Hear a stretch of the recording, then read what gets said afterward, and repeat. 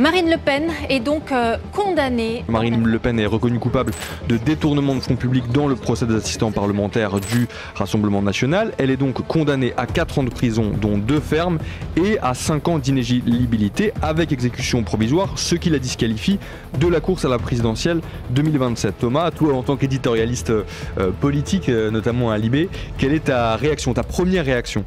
La première réaction, c'est qu'il y a... elle est multiple. D'abord, c'est que comme l'élection présidentielle dans notre vie politique est centrale et dans nos commentaires politiques, c'est un peu la matrice, je le déplore souvent, mais c'est comme ça, le roman de l'élection présidentielle change.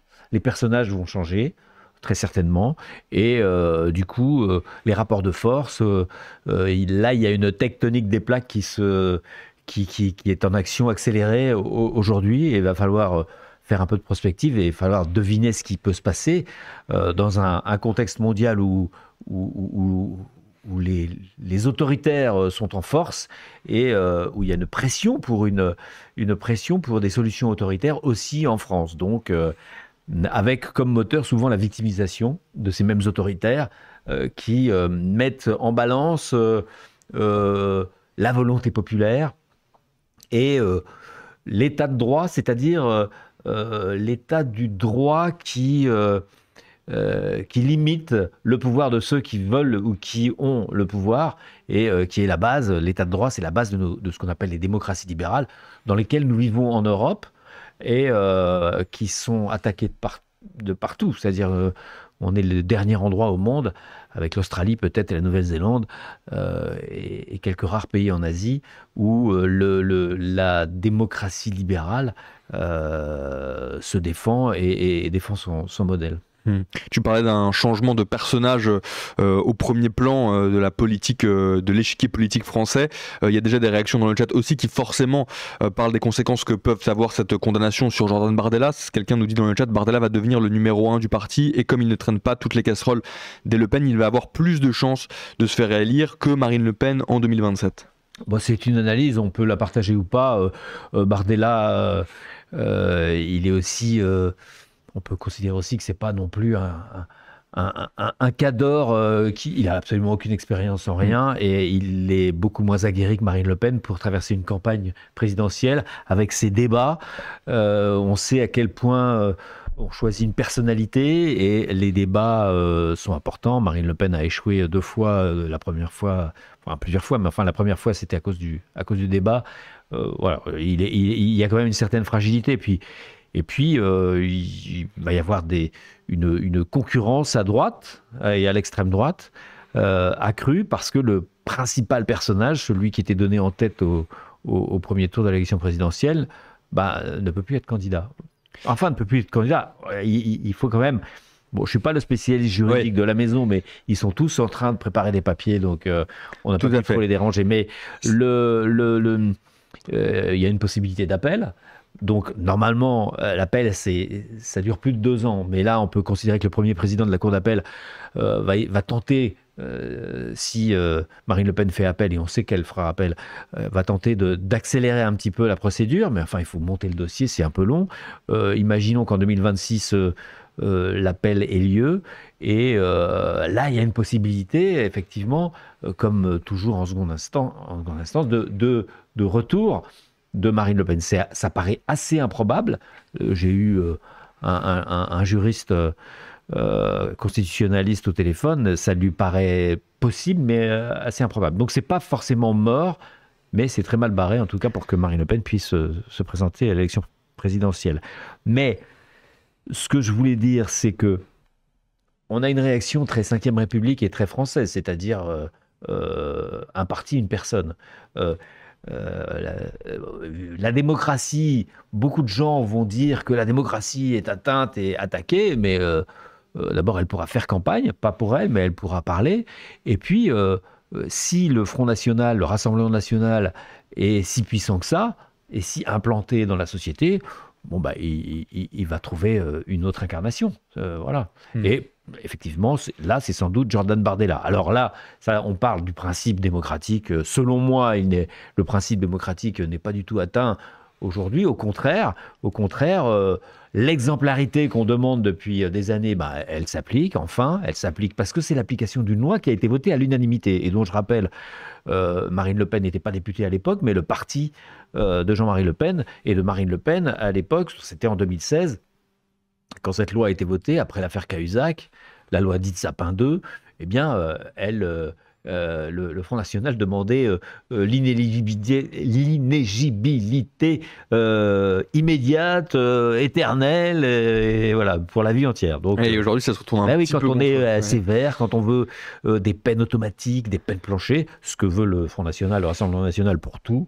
là, une peine quasiment automatique, il se la prend.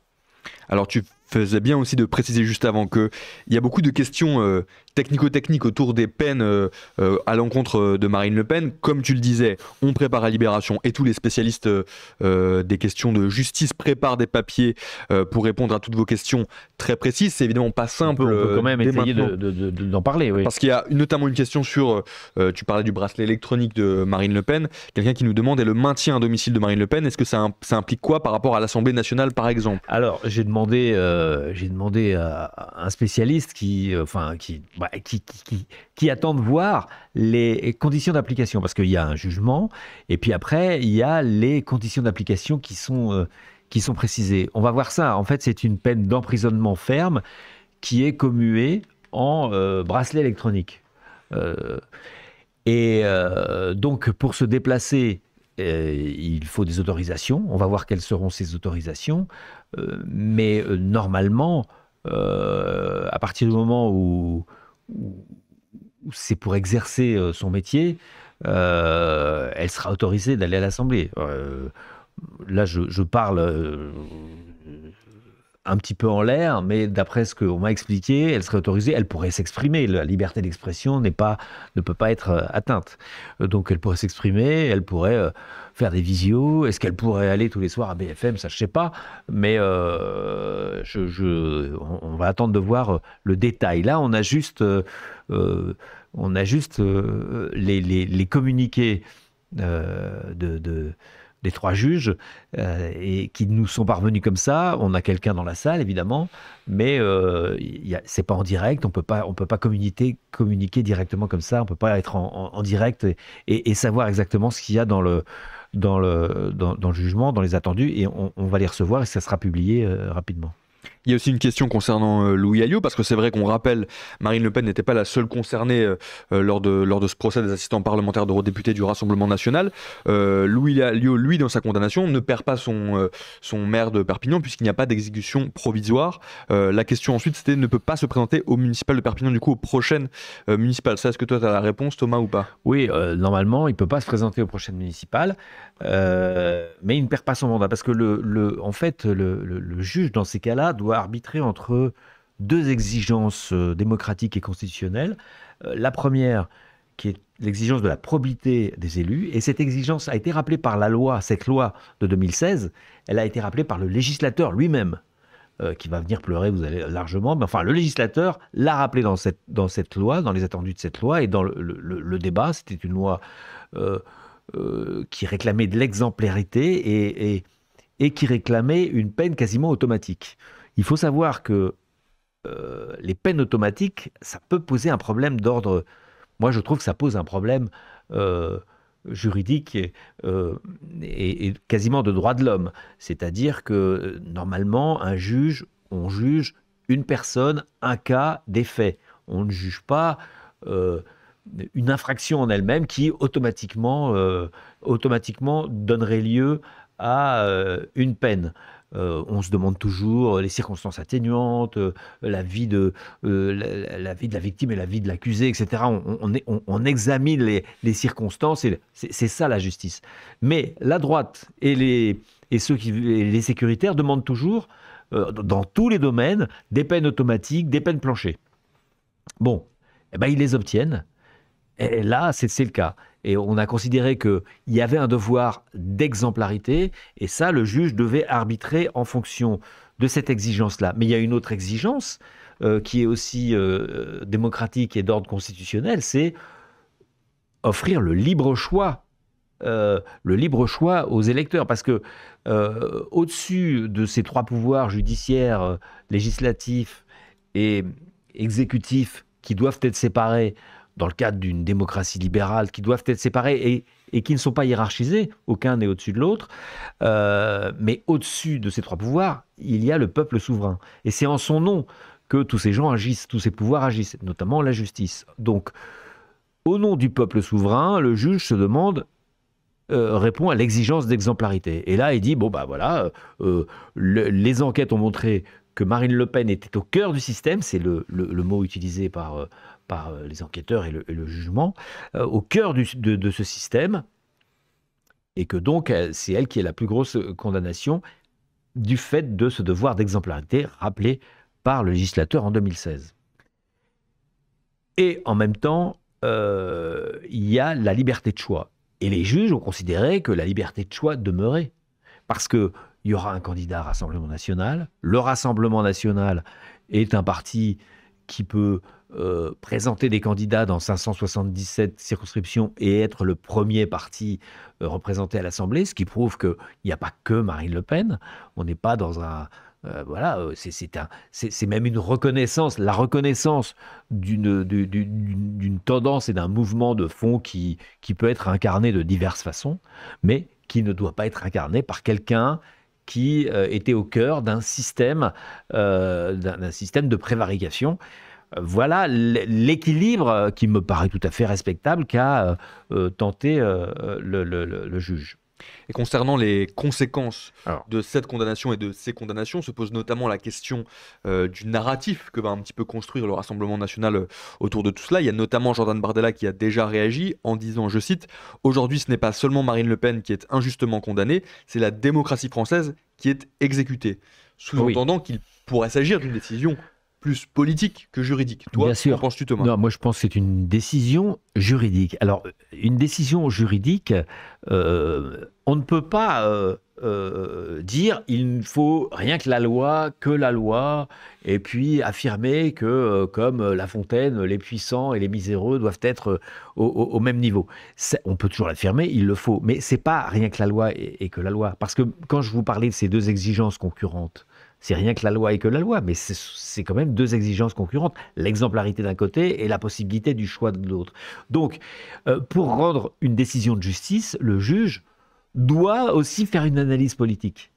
Ce qui permet à certains après, c'est une analyse politique, mais ce n'est pas un jugement politique, ce qui permet à certains après de dire c'est un jugement politique et on exécute la démocratie. Quand on considère que la démocratie, c'est uniquement choisir son chef, et puis c'est tout, alors là,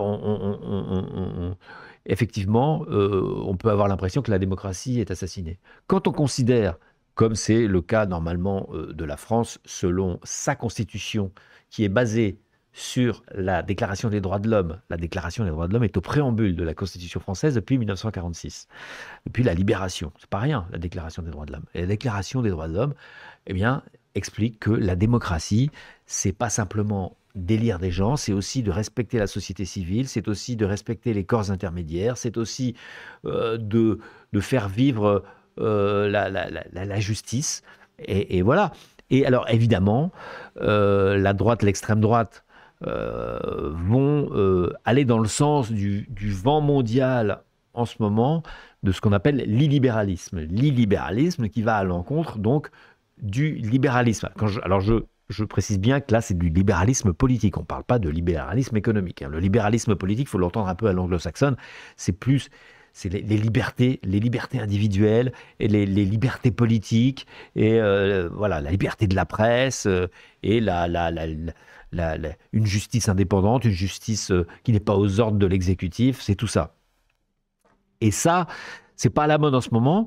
Et le moteur principal des populistes, c'est la victimisation. Et là, c'est vrai que cette décision offre aux populistes des litres de kérosène de victimisation pour leur grand voyage vers l'Élysée. Surtout que moi, j'écoutais tout à l'heure BFM TV là, qui faisait un petit peu la préface de cette condamnation et qui disait de sources ministérielles qu'une condamnation de Marine Le Pen et une inéligibilité prononcée immédiatement renforcerait encore plus le RN et offrait au RN à coup sûr une place au second tour et encore mieux placée qu'avant lors de la présidentielle 2027. Qu'est-ce que tu en penses, toi? Est-ce que tu penses que ça va renforcer encore plus à coup sûr le Rassemblement national, cette condamnation? Je ne sais pas. Là, c'est du... Oui, sans doute, parce que la mode est à ça. Alors, il y a... là, pendant que tu me posais la question, je recevais un SMS du juriste dont je te parlais tout à l'heure. Que tu as appelé juste avant et qui me dit, dans les scénarios, il y a la grâce présidentielle. Ah ouais, il y a la grâce présidentielle possible. On pourra en parler, ça peut être intéressant. Mais on peut s'y arrêter un instant, hein, si tu veux bien. Ça signifierait quoi, du coup? Ce serait que... le président décide que le jugement a été rendu, que les Français savent à quoi s'en tenir, les juges ont dit, mais que lui considère, peut-être, par une sorte de magnanimité, il faut que tout le monde puisse s'exprimer, et lui donnerait plus de poids à la deuxième exigence démocratique et constitutionnelle dont je te parlais, celle du libre choix. Voilà. Ouais. Moi, ça m'embête, ça, parce que ça veut dire que le libre choix n'est qu'entre les hommes. Et c'est vraiment les hommes et les femmes, c'est l'individualisation de la politique, et ça va dans le sens de l'idéologie autoritaire. Non, le RN n'est pas crucifié, il y a plein de gens au RN, et il peut toujours s'exprimer, ils ont le premier groupe parlementaire, et ils l'auront toujours jusqu'à la prochaine législative, et ils ont de quoi se présenter partout. Bon, bref,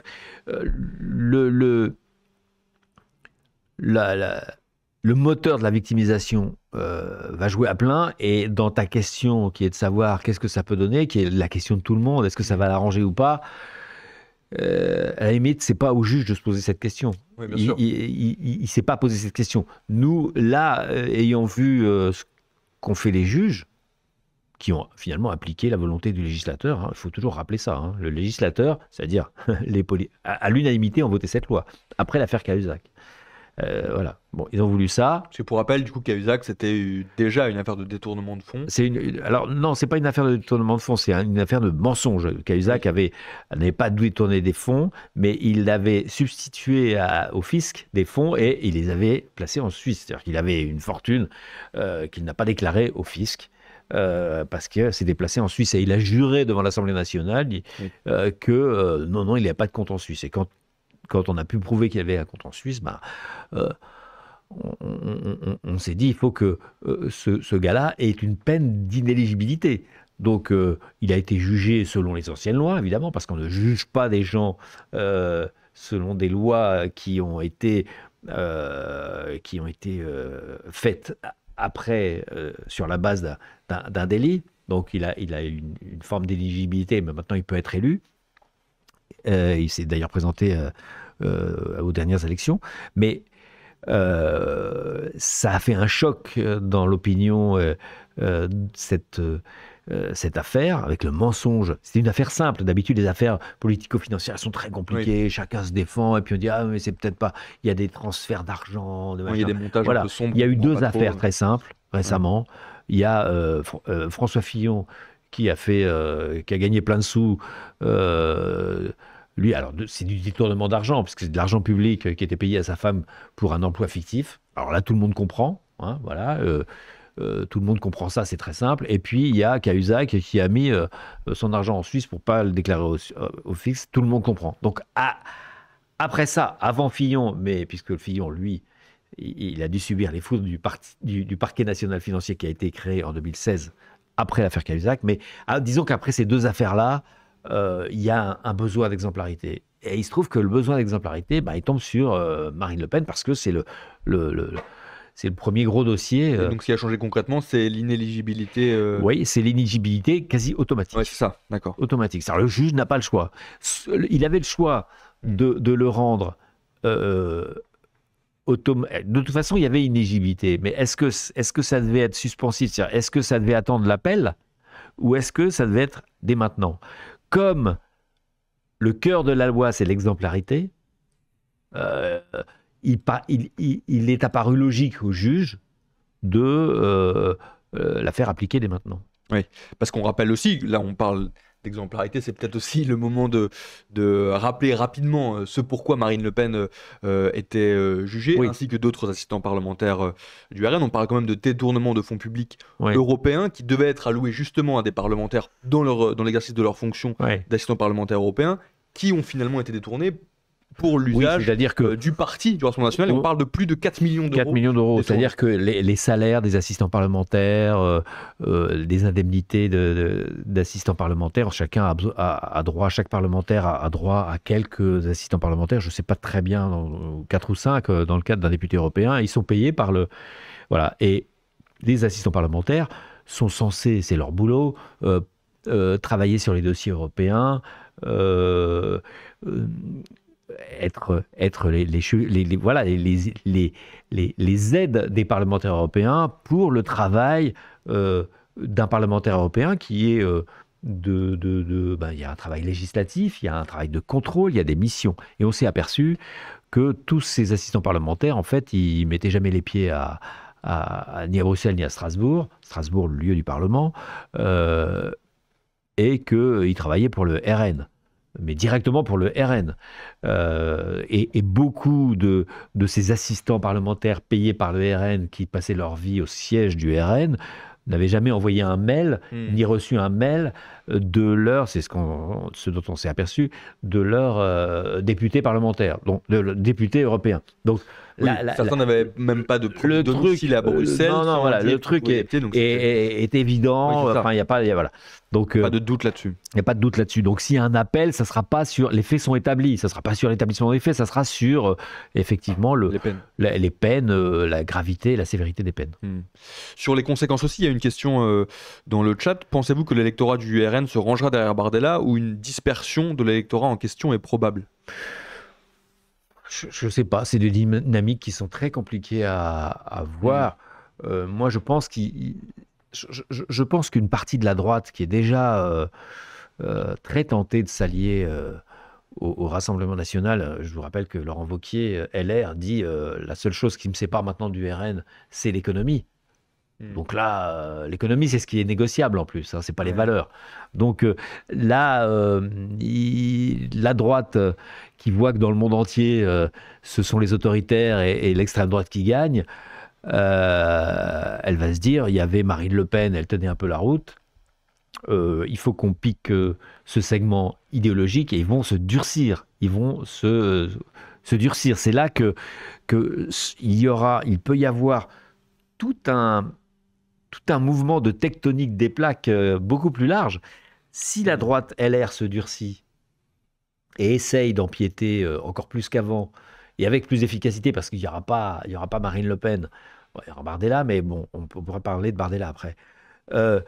Ça va donner plus d'espace aussi, peut-être un bloc central, ou bien le bloc central lui-même va se dériver, et donc la gauche aura aussi un peu plus d'espace. Mais en même temps,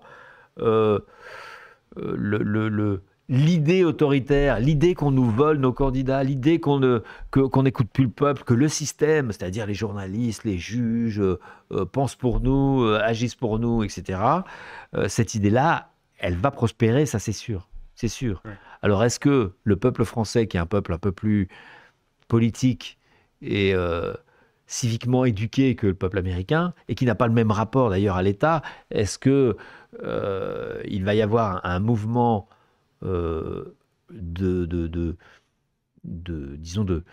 d'anti-système aussi puissant que ce qui a amené Trump au pouvoir? Ça, je ne sais pas. Il faut rappeler que du point de vue du RN lui-même, la tendance était à la banalisation, à rassurer. Hein, et il progressait en rassurant. Alors qu'aux États-Unis, il progressait en se radicalisant. Là, cette mécanique, elle est un petit peu grippée. Mais dans un écosystème fait de réseaux sociaux et de chaînes tout info et de TikTok, etc., la popularité popularité qui est difficile à appréhender pour un vieux journaliste politique comme moi, hein, de Bardella, qui est très tiktokeuse, quoi. Bardella, il a jamais fait un petit boulot, il a jamais il a pas fini sa première année de géo, Je suis pas spécialement accroché à l'idée que nos élus doivent avoir fait des études, mais au moins qu'ils aient bossé, qu'ils aient, je sais pas moi, qu'ils aient été dans un syndicat, dans une asso, dans quelque chose. Bon, là, rien du tout. Il a été assistant parlementaire toute sa vie. Enfin, son début de vie, et puis maintenant, il est... je pense qu'il est fragile, en fait. Oui, il est rarement impressionnant sur non, le il y a, fond de voilà, dossier, il y a plein de TikTokers qui le trouvent très beau et qui... Oui. Et voilà, qui se repaissent de ces quelques secondes où on le voit manger des bonbons. Manger des bonbons ou répondre très Oui. bien à un journaliste, mais on ne voit pas la réponse de la réponse, où il se fait bâcher après, quoi. Il y a aussi une question dans le chat par rapport à Éric Ciotti. Le verdict est-il une bonne nouvelle ou une mauvaise nouvelle pour Éric Ciotti? Ouais, les gens qui se soucient, est-ce que Éric Ciotti va bien? Je ne sais pas. Éric Ciotti... c'est une bonne nouvelle pour tous les concurrents. C'est une bonne nouvelle pour tous ceux qui chassent sur ce genre de terre. Ça libère de l'espace, comme tu le disais. Ouais, ça libère de l'espace. Alors ça libère de l'espace et du carburant. Alors, le carburant va renforcer cet espace, mais il va y avoir beaucoup de gens qui vont arriver dans cet espace avec leurs petites allumettes, et ça peut aussi merder, hein, mais là, franchement, je sens bien que nos internautes, là, ils veulent que je sois... que je prédise quelque chose. Oui, mais ce qui est bien, je dis souvent ça, ce qui est bien en politique, c'est que moi, je peux expliquer un peu ce qui se passe, je peux expliquer ce qui s'est passé avec l'histoire, c'est mon métier d'essayer de savoir, mais sachant tout ça, je ne peux pas mieux que n'importe lequel de nos internautes prévoir l'avenir. Vous savez, si c'est la magie et la beauté des élections, c'est ça. Une voix est une voix et une impression est une impression. Et je ne peux pas comme ça tirer des... Moi, je peux vous dire que je trouve très léger, conceptuellement, Jordan Bardella. Mais enfin, je vous dis ça et puis il arrive en tête des élections européennes. Quand même un abruti comme Trump, qui a l'air d'être un abruti, qui a une culture générale niveau zéro, a gagné des élections. Alors il est très malin, il est très roublard, il est très riche. Mais voilà. Pour l'instant, Bardella, pour moi, n'a prouvé que sa plasticité sur TikTok. Je voulais aussi t'entendre sur les réactions internationales que je disais tout à l'heure. Le Kremlin, alors c'était même avant le prononcé des peines, qui déplorait une violation des normes démocratiques. Et puis aussi tout à l'heure, j'ai vu la réaction de Viktor Orban, qui déclarait sur Twitter « Je suis Marine » après le prononcé des peines. Tous les étonnant. Tous les autoritaires, tous ceux qui sont pour cette démocratie plébiscitaire et autoritaire et contre la démocratie libérale, et qui en ont ras-le-bol que d'ailleurs la démocratie libérale et les droits de l'homiste, entre guillemets, leur fassent la leçon en permanence, là ils sont trop contents, ils vont s'en donner à cœur joie. Voilà. C'est quand même un paradoxe, une loi dure, faite d'ailleurs sous sous l'influence des autoritaires et de ceux qui sont toujours plus de répression, et ben une loi dure, quand elle s'applique, les autoritaires la critiquent.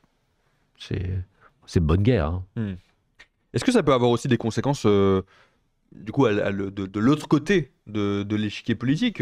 À gauche, on a un tout petit peu brièvement parlé, mais c'est vrai qu'on peut se poser la question, est-ce que ça peut avoir aussi des conséquences, notamment sur des figures même comme Jean-Luc Mélenchon, qui s'est déjà prononcé, lui, pour dire qu'il ne fallait pas condamner à Oui, Jean-Luc Mélenchon, je ne fais pas ce parallèle extrême droite RN, LFI, bien sûr, hein. Les fachos, les antifachos, c'est pas pareil, c'est même l'inverse. Et l'extrême droite et l'extrême gauche, ou l'extrême droite et la gauche de la gauche, c'est pas pareil du tout. Mais Jean-Luc Mélenchon, dans sa façon de faire de la politique très personnaliste et un peu plébiscitaire, je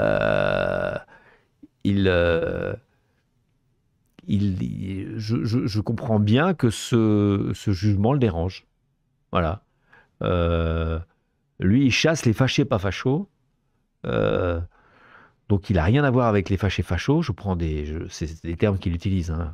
Je mets des guillemets, il utilise. Mais il n'est pas très démocratie libérale, lui. Et encore une fois, ça n'a rien à voir avec l'économie. Et sur officiellement, il l'est, puisqu'il est pour une 6e République beaucoup plus parlementariste, etc. Mais dans sa pratique quotidienne de la politique, il est un peu, je trouve, de caractère plébiscitaire. Donc ça peut être pas une mauvaise nouvelle pour lui, mais en tout cas ça va aussi à l'encontre de ce qu'il peut défendre. Non, mais il va vouloir essayer de récupérer tous ceux qui sont outrés par le système. C'est le côté anti-système. Ouais. Voilà, il a un côté anti-système. Alors lui, il n'en tire pas du tout les mêmes conclusions que Marine Le Pen et que l'extrême droite. Mais il a un côté anti-système. Hein, et donc le système pour lui se protège d'un concurrent en écartant Marine Le Pen. Sur l'autre partie de la gauche aussi, par exemple le Parti Socialiste, Olivier Faure, etc., Marine Tondelier, bon, est-ce que ça peut avoir des conséquences aussi sur eux ou... Là, on tire des lignes un peu compliquées, plus lointaines. Ils vont en défendant la justice, ils vont apparaître comme... surtout s'ils sont accusés par Jean-Luc Mélenchon, ils vont apparaître comme les suppôts du système. Voilà. D'autres vont voir dans cette espèce de sphère qui défend une vision politiquement libérale, donc fair and balance, comme disent les Américains, une cohérence entre, disons, la gauche de la Macronie peut-être, et le PS, les Verts. Mais franchement, sur les rapports de force, je ne saurais pas dire ce que ça peut apporter. Alors par contre, il y a une question dans le chat et une réflexion aussi sur ce que tu disais avant qu'on ouvre le stream. Quelqu'un qui nous dit: ne craint-on pas que Bruno Retailleau et le monde réactionnaire reprennent les idées et la hype entre guillemets de l'extrême droite pour voler les électeurs du RN? Et c'est vrai que tu disais tout à l'heure, une des conséquences aussi possibles, c'est que la droite, les LR, se droitisent encore plus, et prennent ce virage un peu plus dur. Oui, c'est la différence entre les conservateurs et les réactionnaires en ce moment, et conservateurs, réactionnaires et populistes. Les conservateurs étaient plutôt libéraux, c'était le RPR et l'UDF avant, l'UMP puis normalement LR. Et là, on voit bien que les principales figures de LR, les deux concurrents pour la présidentielle, Wauquiez et Retailleau, ne sont plus, passent du conservatisme à la réaction. Et